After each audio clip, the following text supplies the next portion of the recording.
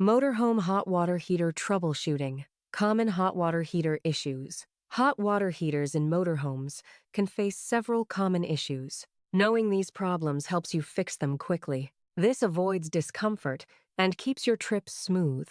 Troubleshooting is easier with basic knowledge of common faults. Here are some typical hot water heater problems and what they mean. No hot water. The most frequent issue is no hot water. This may happen if the heater is off or the power supply fails. Check the circuit breaker or fuses first.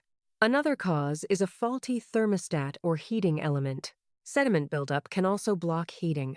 Testing and cleaning parts often solve this problem. Water too hot or too cold.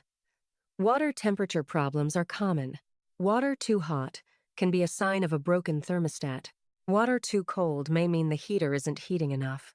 Adjusting the thermostat may fix this. Sometimes, the temperature sensor or control valve needs replacement. Regular checks keep the water temperature steady. Strange noises. Unusual sounds like banging or popping come from the heater. These noises often result from sediment buildup inside the tank. Sediment traps heat and causes the sounds. Flushing the tank removes sediment and stops the noise. Ignoring noises can lead to bigger damage or leaks. Water leaks.